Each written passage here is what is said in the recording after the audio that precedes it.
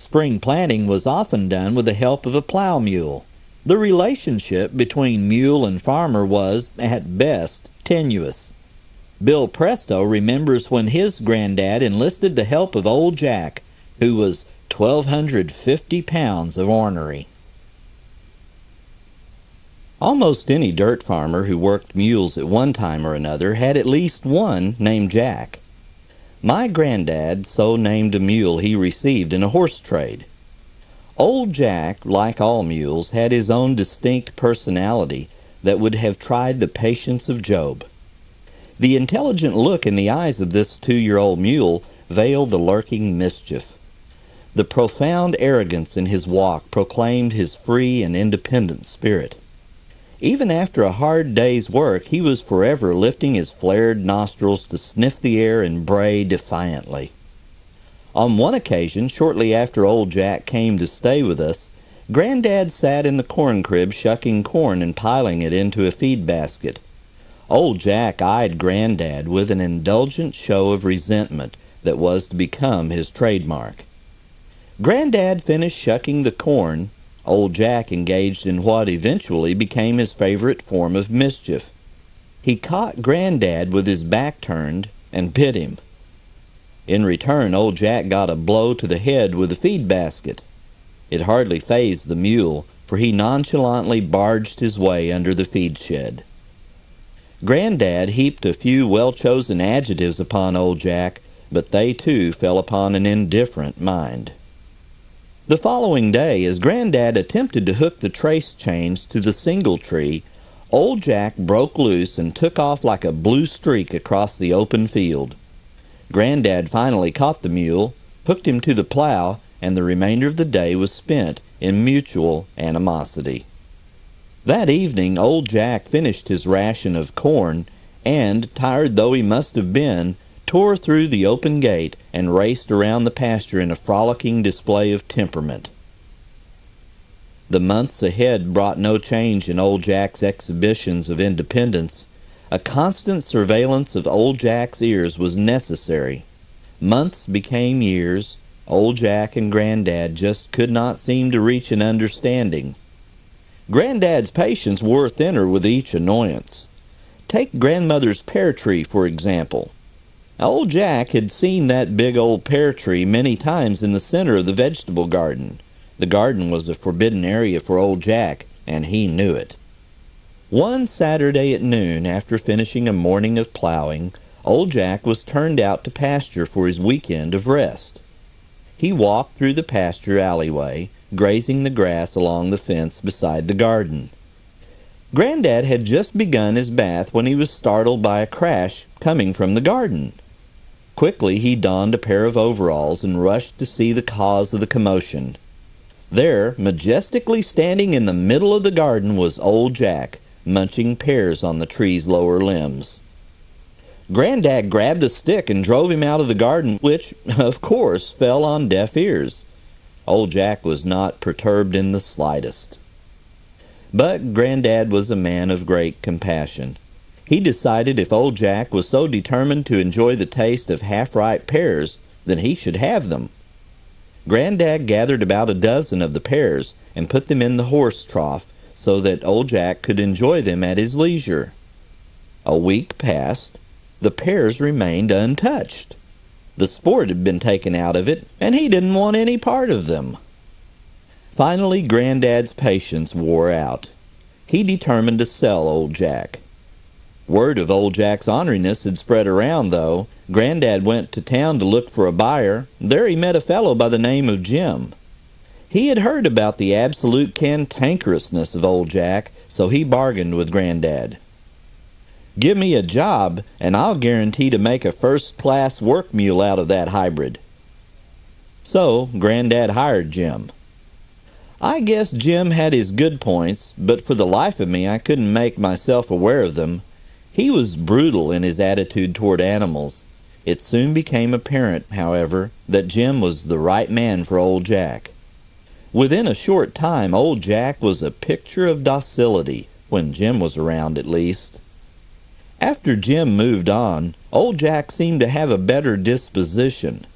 Gradually, Granddad and Old Jack became close friends. Old Jack turned into a plumb good plow mule. Still, they had their little ups and downs.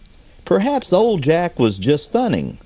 He still enjoyed catching Granddad between the wall and the feed trough, pinning him there to beg the stubborn cuss to move. A mule tail filled with cockleburs was an ever-present hazard. Old Jack didn't even wiggle his ears as a warning. When Granddad semi-retired, he occasionally lent Old Jack to neighbors, but in essence Old Jack was semi-retired too. When Granddad retired altogether, he retired Old Jack. He could have easily sold him for a goodly sum, but he allowed as how Old Jack had earned his retirement too. After all, the two had developed a genuine feeling of affection. Old Jack, like fine wine, had mellowed some with the years, but again, like a fine wine, he still had a kick. Old Jack enjoyed more than 4 years of full retirement in his beloved pasture. He died at the ripe old mule age of 29.5 years. Even at the very end, Old Jack got the last laugh. I can almost divine his last thoughts of devilment as he became aware that it was his time. Now, if I just lie down right here on the open grass and die, they'd have an awfully easy time hauling me out. On the other hand, that nice crop of crowded tree stumps there, they'd have a dickens of a time. It seemed that Old Jack usually preferred the barn and his grain to work. Now that barn probably meant more to a farmer at times than just about any other building. Janice Grate remembers the old barns that adorned our countrysides with a unique grace and beauty. They're more than old buildings. They're monuments to our past. The old haymow's the place to play for boys when it's a rainy day. I'd good deal rather be up there than down in town, or anywhere. When I play in our stable loft, the good old hay's so dry and soft and feels so fine and smells so sweet, I most forget to go and eat. This poem by James Whitcomb Riley brings back fond memories to those of us who grew up on a farm, when romping around in the haymow was one of the pleasures of childhood. Unfortunately, the big barns of the past are fading, and it is very rare to see a mow with loose hay. As you drive through the rural areas, you will notice old abandoned barns. They stand alone as a monument to a time when life on the farm was more tranquil. The earliest barns in America were patterned after their European counterparts. Since pioneers depended on the domestic animal for their survival, the barn was the vital part of the farm. Oftentimes, a temporary structure made of mud was used to house the stock. Throughout the New England countryside, you will see barns made from brick or stone. These barns were ideal for storing fruits and vegetables during the severe winters. Stones were plentiful, and brick could be made right on the farm. This was quite a contrast to the open-air or lean-to sheds found in the South and West where the climate is mild. The Pennsylvania Dutch used more detail and many windows. They often carved hex signs on their barns to give the passerby a message of peace, love, happiness, or good luck. Their barns are a sense of pride to them and among the most beautiful and well-kept in the country. As the American farmer progressed, he began to experiment, inventing barns to adapt to particular needs, from the frontier log barn to the modern pole barn. To mention a few, there were gambrel-roofed, round, octagonal, connected, bank, loft, and even tiered barns. A few years ago, you could order a barn from the Sears Roebuck catalog. In the early 19th century, the multipurpose barn was popular. The modern farmer, who is more specialized, erects a barn for a single function. And even though they were engineered in almost any shape, they were not heated. This is where the expressions "cold as a barn" or "were you born in a barn" came from. The large structures were made of native timbers. My husband's grandfather cut the trees, then hauled them by team 30 miles to the nearest sawmill to have them cut. This took him about a week. The old cliché heard among farmers, "Spend your money on the barns and equipment first, the house comes last," is certainly true. Frolicking in the hay like these old landmarks has become extinct, but the farm remains alive and well.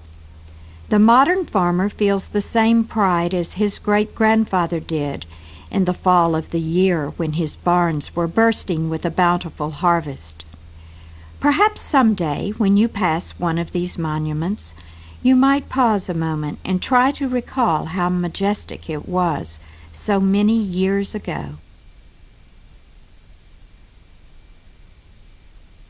One popular use of barns back in the good old days was for dances. Dorothy Mikkelson recalls what it was like to enjoy Saturday night barn dances. When I was a girl in my teens, growing up on a farm out near a small Midwestern town in the late 20s, barn dances were the favorite recreation of young people. Those farmers who had a good enough barn to accommodate a sizable crowd and a fairly good floor in the hayloft were the envy of their neighbors. A wooden staircase leading from the ground floor to the hayloft was the dubious means of getting to the top, and there was many an accident as the boards used for steps were often loose with nails protruding. The farmers' children were usually given the not-so-easy job of sweeping and cleaning the loft of dirt and hay for the Saturday night dance. Some form of powder or wax was used on the rough boards to make it a little easier for the dancers to move their feet, but after a couple of hours of heavy traffic, they returned to their original shape. Many a lady's heel was broken on a nail or rough spot on the floor. On each side of the loft were large openings through which the hay was forked to the mangers below. These openings posed a serious problem, as one could accidentally fall through. Serious injury was not likely, however, as the mangers were usually full of soft hay. Musicians at those affairs generally were the men or ladies of the neighborhood who had a natural talent for music. Very few had the opportunity for a formal education in music. The orchestra was one or two fiddles, a guitar and mandolin, and the old pump organ. The familiar dances were the waltz, two-step, circle two-step, and the square dance, which has come back into popularity today. Transportation to the dances was by car, wagon, buggy, or horseback, and many young boys thought nothing of walking for miles over the hills, then dancing all night before walking home again. These dances were usually held during the summer months, as the barn would be too cold in winter. There were a few dances held in the living room of a neighbor's house. Occasionally an ambitious farmer would lay planks in the farmyard to accommodate dancers. Lunch was usually served around midnight at the dance, and consisted of cakes, pies, sandwiches, and hot coffee brought by the ladies attending. Lanterns were hung from the rafters of the barn. These burned kerosene or gas, as electricity had not reached that area yet. I never knew a barn to catch fire, but it seems a miracle none did. Many a fight started when the young men imbibed a little too heavily when the drinks were passed around. The small children slept on quilts on benches placed along the sides of the hayloft. Meanwhile, their parents danced the night through until the cock crowed below. The sun was often rising over the hill to the last call of do-si-do, and around we go.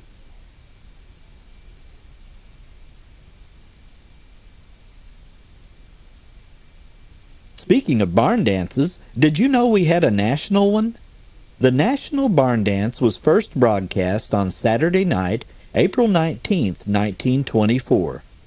Popular regulars on the show included Red Foley, Gene Autry, George Goebel, Patsy Montana, and the great duo Lulu Bell and Scotty. The program became a regular feature on the NBC radio network and was broadcast until 1960. Wayne W. Daniel recollects the time when the barn dance was a Saturday night ritual for millions in the 1930s and 40s. Join Wayne as he remembers listening to the National Barn Dance.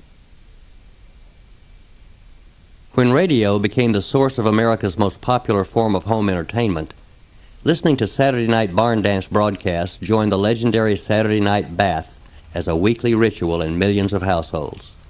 One of the first, and for many years the most popular, of these combination stage and radio shows was the National Barn Dance. Starting out as a local program on Chicago's WLS, an hour-long segment of this country showcase of down-to-earth music and comedy became a network feature of the National Broadcasting Company's schedule in 1933. Those who tuned in the National Barn Dance heard a mixture of nostalgic 19th century popular music, novelty tunes, Western songs that evoked images of wide open spaces and tumbling tumbleweeds, hillbilly songs about mountain homes and prayer meeting times in the hollow, fiddle tunes complete with square dance callers and do-si-doers, and folk songs with roots that could be traced back to England, Scotland, and Ireland. It was a combination that appealed to city dwellers as well as to their country cousins. Thousands of Midwesterners and listeners from other parts of the country traveled to Chicago on Saturday nights to watch the barn dance, which originated from the stage of the 8th Street Theater during most of the 30s and 40s. They were rewarded with 2.5 hours of entertainment that offered something for every member of the family, from preschoolers to grandma and grandpa. National Barn Dance performers became like family members to listeners across the country. Favorites included Grace Wilson, billed as the Girl with a Million Friends, Vern, Lee, and Mary, a girls' trio, the Hoosier Hotshots, a novelty band, Henry Burr, singer of sentimental ballads, the Maple City Four, a close harmony quartet, Sally Foster, who specialized in old-fashioned songs, the Novelodians, versatile singers of songs both humorous and serious, and Uncle Ezra, purveyor of quaint humor and homespun philosophy. Each program heard on the network portion of the National Barn Dance focused on some central theme, such as school days, the legendary West, state fairs, flowers, waltzes, or the moon. When a Saturday night fell on or near a holiday, Barn Dance honored the occasion with appropriate music and dialogue. The National Barn Dance went off the air in 1960 when its station of origin, WLS, was bought by a firm whose management preferred rock and roll to old-time ballads and fiddle tunes. A Chicago television station broadcast the show for several years, but in this new home, the National Barn Dance never achieved the spark and popularity that it enjoyed for the more than 3 decades it was on the radio.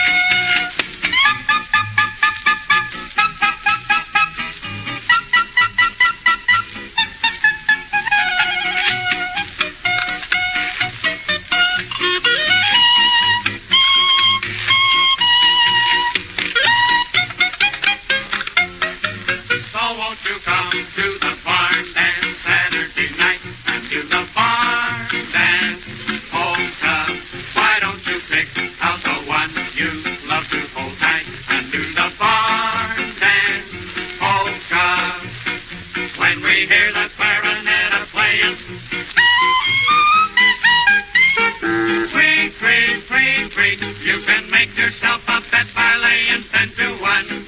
That we will be on the floor with 2 left feet. So come along, so come along, come on along, come on along. And join us in the barn dance polka. That was the Hoosier Hotshots performing a song that became a staple on the National Barn Dance, the Barn Dance Polka. Whether it was a date for the barn dance or just going to town for a movie, many times we had to rely on the old Tin Lizzie to get us there and back. Helen King remembers when that posed a problem in her story of The Hazards of Dating. We were in the worst period of the Depression years. Equipment was wearing out, and there was simply no money to replace it. I was dating a farmer's son who lived about 5 miles from our farm. Usually he was able to borrow his parents' car for our Wednesday night dates. It was far more reliable than his old Ford Roadster.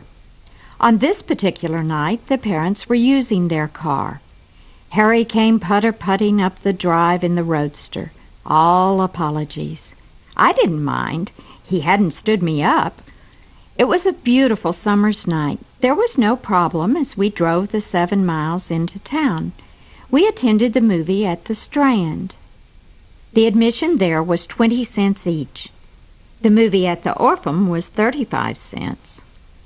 After the show, we stopped at the creamery where a 4-dip ice cream cone in our choice of several flavors cost a nickel. We ate the ice cream, then headed for home. At the edge of town, we had a flat tire. Harry had the tools and patching kit in the back of the Roadster and a kerosene lantern. I held the lantern.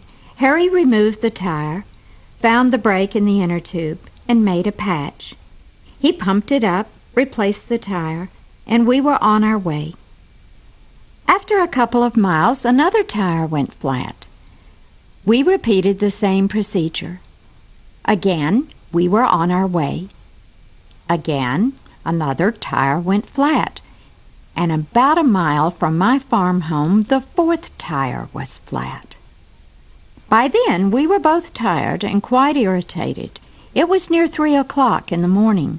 I knew my father would be waiting, maybe with a shotgun. He would never believe we had had 4 flats. Harry bravely walked me to the door. He tried to explain. Dad wasn't buying the story. He kept shouting that I was ruined. Nothing we could say seemed to register. At some point, Harry quietly got in his car and drove away. That made my father even more angry. By then, I was mad clear through. I was exhausted and had been relieved to just get home. I yelled right back at my dad. I told him I was tired. I had been glad to get home, but if I was going to be accused, I might as well do the thing he was yelling about. I was going to bed. At breakfast the next morning, my dad sheepishly asked, "Did you really have 4 flat tires?" "Yes, and it was awful." Well, I suppose that could have happened.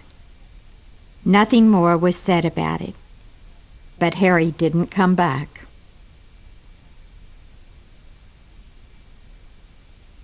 The old barn was slowly collapsing.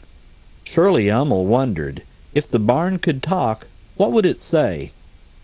Here is what Shirley thought it might relate in The Barn Tells Its Story. I'm tired today. It seemed like there was a lot of traffic last night. Back when I was just beginning, a dirt floor and a skeleton of rafters, Route 160 was only a trail. That was when the great chiefs, Tin Bears, Quanah, and Dull Bear, passed by on their ponies going to Medicine Lodge for the first peace treaty. Now the big trucks thunder by all night on the broad pavement. There's a chill in the air that makes me shiver and my joints ache like those of an old man. Too many winters of withstanding the cold winds of southern Kansas have taken their toll. I've seen and heard lots of things in all those years. I remember one spring so long ago I must have still had wet paint behind my ears. Aaron, just home from World War I, proposed to Sarah in my cool, murky shadows. That same shadowy darkness comforted him in 1944, on the day he got the news that his son would never be coming home. 30 years later, hurting from the loss of his Sarah, he sought solace, working for hours in my harness room. Aaron had outlived everything he loved but me. I survived 3 generations of children playing hide-and-seek amongst my haystacks. I still hear happy shrieks of laughter echoing at times. I couldn't count the nests of kittens and puppies born in my mangers, their hungry whimpers and mewing, telling Aaron on cold, snowy mornings of their arrival. The new mothers would be rewarded with a pan of warm, frothy milk, or maybe even a stream straight from the source. I'll never forget the smell of the curly-crowned newborn calves or the playful wicker of frolicking spring foals. I've not lived this long without some pain. Prince, the prize stallion, kicked out the ribs of my stables more than once when he was locked in, and a pretty little mare called to him across the pasture.